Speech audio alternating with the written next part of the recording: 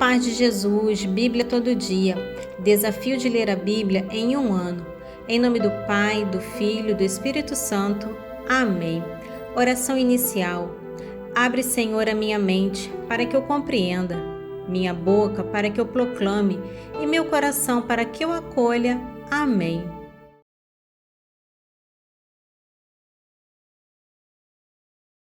Esse trecho de Esdras 8 detalha a organização da segunda leva de exilados que retorna a Jerusalém, sob a liderança de Esdras.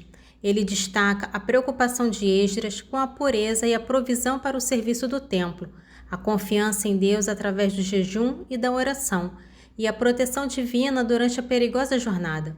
O capítulo culmina com a chegada segura a Jerusalém e a entrega dos tesouros, demonstrando o cuidado de Deus e a fidelidade de Esdras em sua missão. Vamos à leitura. Livro de Esdras, capítulo 8, dos versículos 15 ao 36. Reuniu-os perto do riacho, que corre para a Ava, e ali acampamos por 3 dias. Tendo observado o povo e os sacerdotes, não encontrei entre eles nenhum dos filhos de Levi. Então mandei procurar os chefes Eliezer, Ariel, Semeias, Eunatã, Jaribe, um outro Enatã, Natã, Zacarias e Messolã, bem como Joiaribe e Eunatã, doutores da lei. Enviei ao chefe Ado, que residia em Casfia. Ditei-lhe as palavras que devia dizer a Ado e seus irmãos, os natineus, residentes em Cafia, a fim de que nos trouxesse ministros para a casa de nosso Deus. E como a mão benfazeja de nosso Deus estivesse conosco, trouxeram eles um homem inteligente, dentre os filhos de Mooli, filho de Levi, filho de Israel, Assabias, com seus filhos e irmãos, em número de 18. Assabias junto com Isaías, dentre os filhos de Merari, seus irmãos e seus filhos, em número de 20. Dentre os natineus, que Davi e os chefes tinham entregue para o serviço dos levitas, 220 natineus, todos designados por seu nome. Ali, junto ao riacho, a Ava, publiquei um jejum, a fim de nos humilharmos diante de nosso Deus e implorar dele uma feliz viagem para nós, nossos filhos e para todos os nossos bens.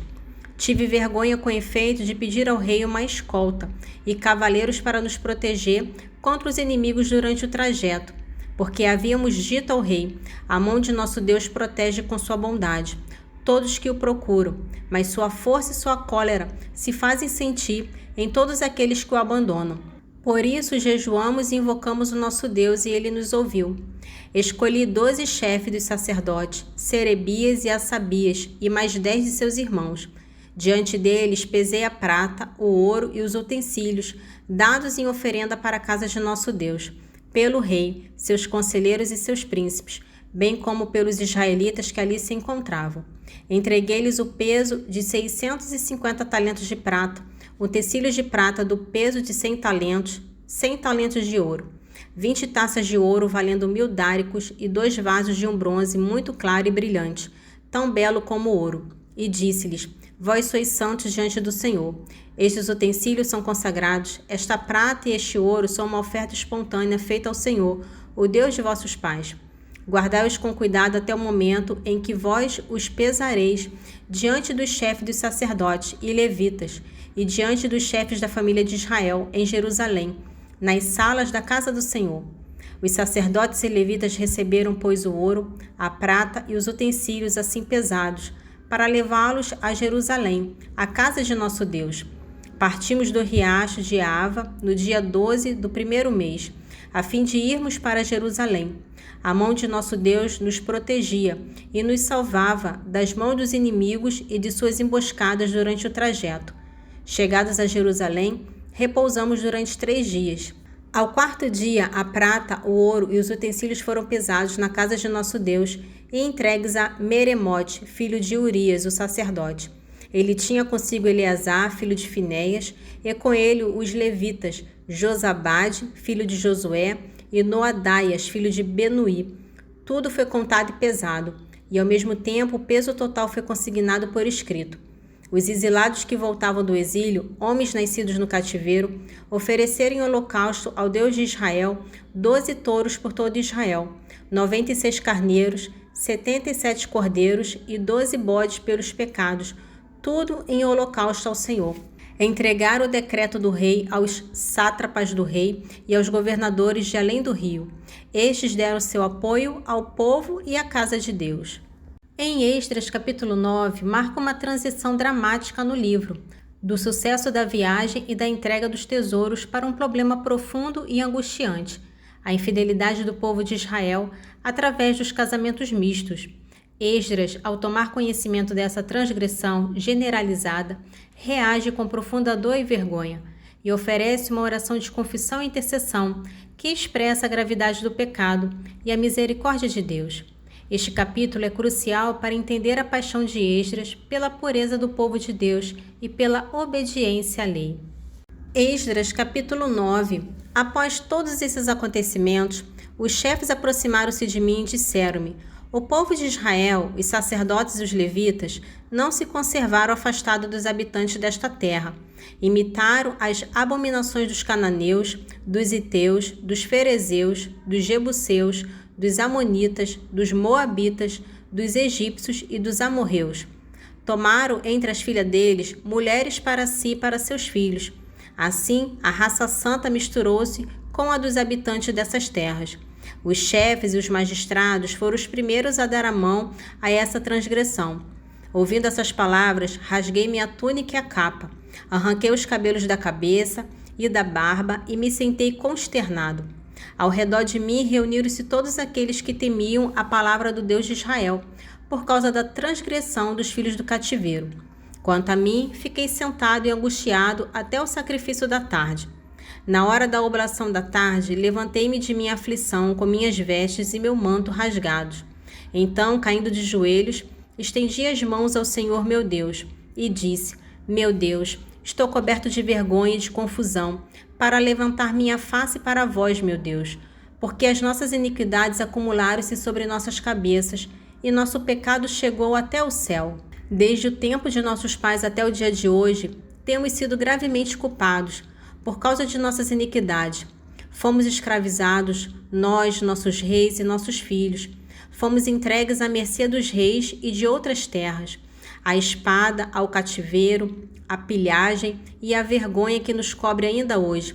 Entretanto, o Senhor nosso Deus testemunhou-nos por um momento a sua misericórdia, permitindo que subsista um resto dentre nós e concedeu-nos um abrigo em seu lugar santo.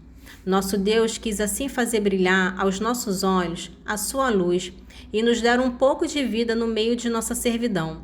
Sim, somos escravos, mas nosso Deus não nos abandonou em nosso cativeiro. Ele nos concedeu a benevolência dos reis da Pérsia, dando-nos vida bastante para reconstruir a morada de nosso Deus, reerguer as ruínas e também nos concedeu um abrigo seguro em Judá e em Jerusalém. Agora, ó Deus nosso, que mais poderemos dizer depois de tudo isso? Abandonamos os mandamentos que vós nos deste por meio de vossos servos, os profetas que diziam: a terra em que ides entrar, para dominar como possessão vossa, é uma terra de impureza, contaminada pelas imundícias dos povos dessas regiões, pelas abominações e impurezas com que a encheram de uma extremidade à outra. Não deis, pois, vossas filhas a seus filhos, nem tomeis as suas filhas para vossos filhos. Não vos preocupeis com sua prosperidade e seu bem-estar, para que vos torneis fortes e comais os bons produtos desta terra, a qual transmitireis para sempre como herança aos vossos filhos. Depois de tudo que nos aconteceu por causa de nossas más ações e nossa grande culpabilidade, vós nos conservastes, ó nosso Deus, mais do que mereciam as nossas iniquidades, e deixaste subsistir um resto dentre nós. Poderíamos recomeçar a violar vossas leis, aliando-nos a esses povos abomináveis? Não vos irritareis contra nós até nos exterminar, sem deixar um sobrevivente que pudesse escapar? Senhor Deus de Israel, vós sois justo, porque presentemente nada mais somos que um resto de sobrevivente. Eis-nos aqui diante de vós, com a nossa falta, porque não poderíamos subsistir em vossa presença depois do pecado. No capítulo 10 de Esdras, descreve a resposta do povo à oração e ao profundo lamento de Esdras sobre os casamentos mistos. Este capítulo narra a confissão coletiva do pecado, A decisão de se purificar da transgressão e a implementação de medidas drásticas, porém necessárias, para restaurar a pureza religiosa e a identidade de Israel. A passagem culmina com a lista dos homens que haviam contraído casamentos mistos, demonstrando o rigor e a abrangência da reforma. Esdras capítulo 10. Enquanto Esdras, prostrado diante da casa de Deus, fazia chorando esta prece e esta confissão, foi se reunindo em torno dele uma multidão numerosa de israelitas. Eram homens, mulheres e crianças, todos chorando. Então Sequenias, filho de Jaiel, dos filhos de Elã, tomou a palavra e disse a Esdras: Nós pecamos contra o nosso Deus, tomando por mulheres as estrangeiras pertencentes ao povo da terra. Entretanto, resta ainda uma esperança para Israel. Façamos agora uma aliança com nosso Deus. Proponhamo-nos a mandar de volta todas essas mulheres e seus filhos, de conformidade com o teu conselho e o daqueles que têm respeito pelos mandamentos de nosso Deus, e que seja feito segundo manda a lei. Levanta-te, pois, para regulamentar este trabalho. Estaremos contigo, coragem e mãos à obra. Então Esdras levantou-se e fez com que o chefe dos sacerdotes, dos levitas e de todo Israel jurasse que agiriam como acabava de ser dito, e todos juraram.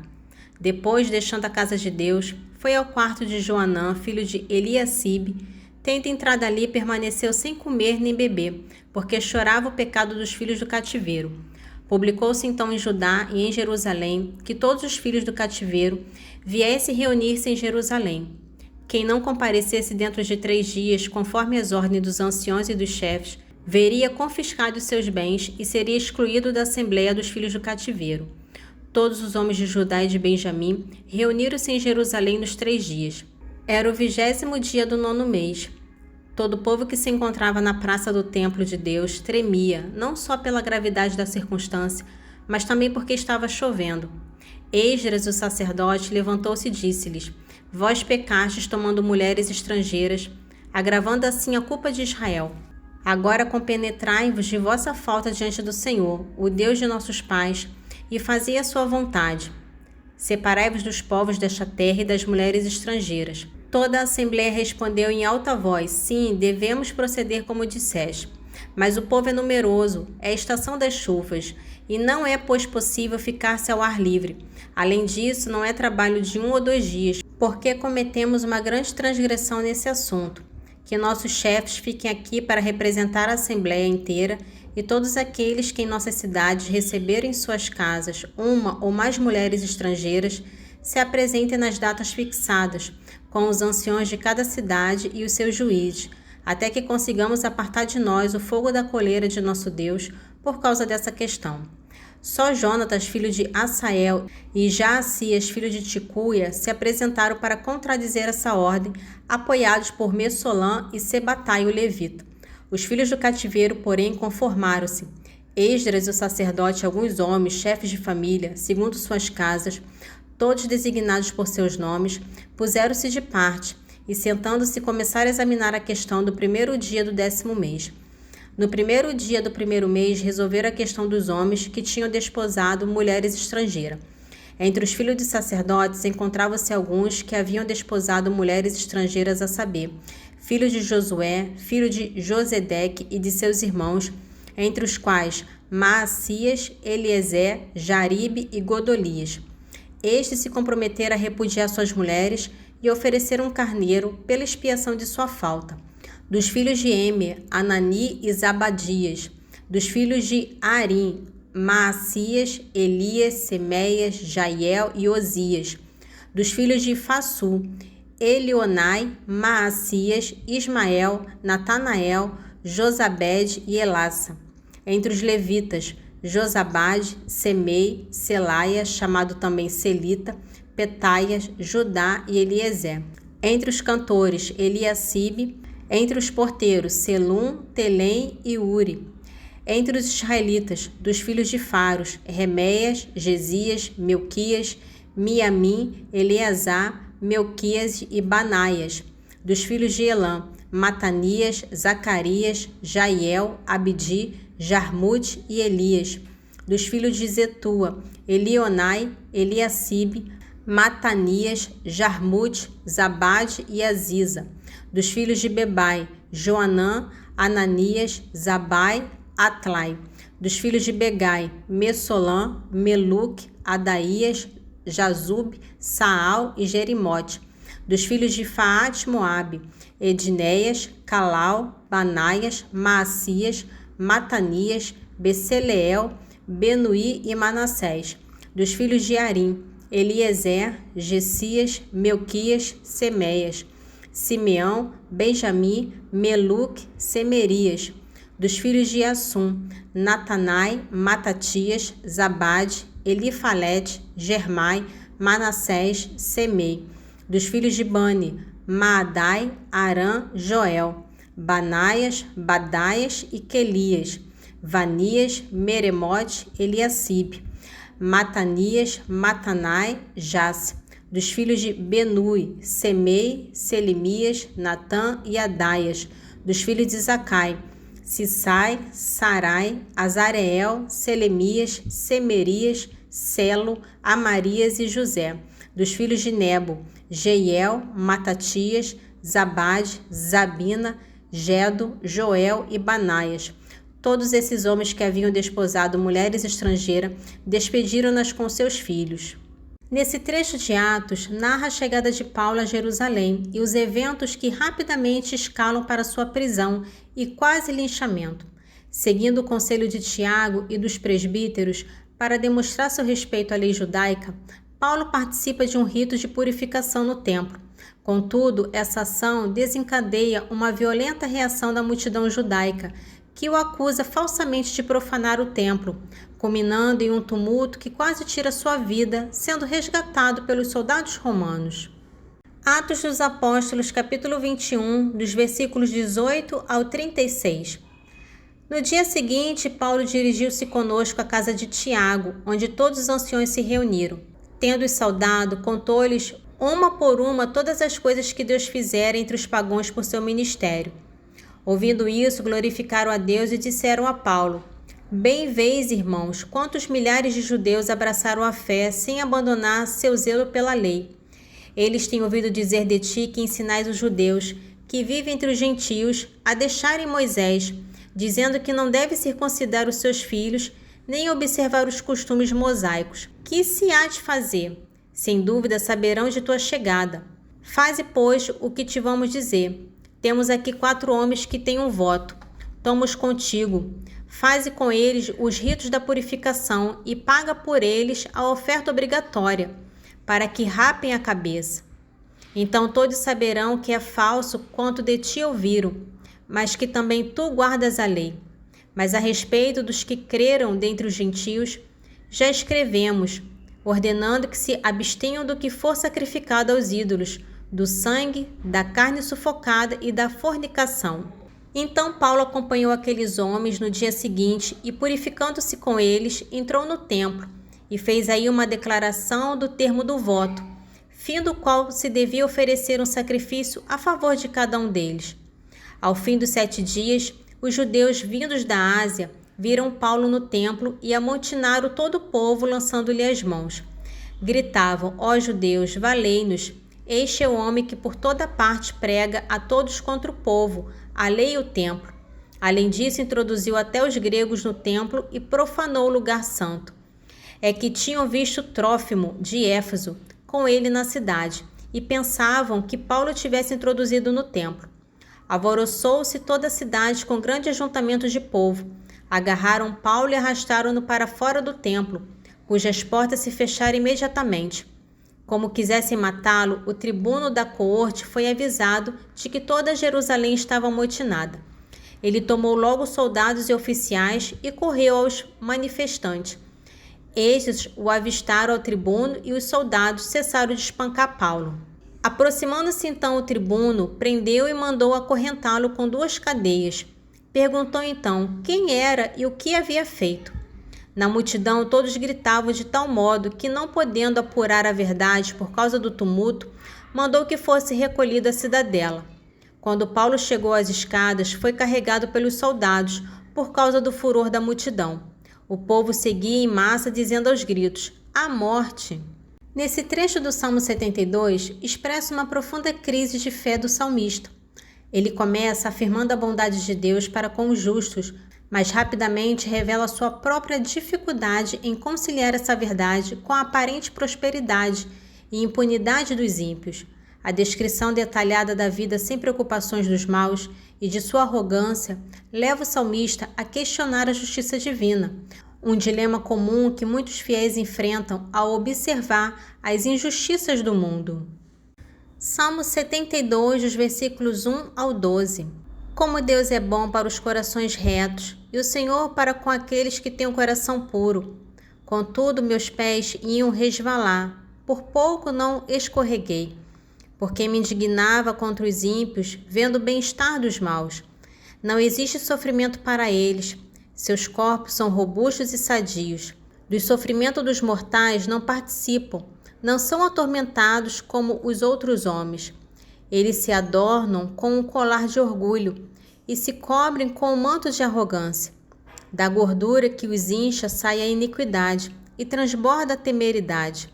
Zombam e falam com malícia, discursam ativamente em tom ameaçador. Com seus propósitos afrontam o céu e suas línguas ferem toda a terra. Por isso se volta para eles o meu povo e bebe com avidez das suas águas. E dizem então, porventura Deus o sabe? Tem o Altíssimo conhecimento disso? Assim são os pecadores que tranquilamente aumentam suas riquezas. Esse trecho do livro de sabedoria continua a explicação do motivo pelo qual Deus não aniquilou os cananeus de imediato, mas os puniu gradualmente, apesar de seus pecados abomináveis. O autor aprofunda a ideia da paciência divina, que oferece tempo para o arrependimento e a compreensão de que a malícia deles era inerente, tornando a destruição final inevitável, mas não sem antes dar-lhe a chance de mudança. Sabedoria, capítulo 12, dos versículos 8 ao 11. Contudo, porque também eles eram homens, vós o poupaste, enviando-lhe vespas precursoras de vosso exército, para que elas fizessem perecer pouco a pouco.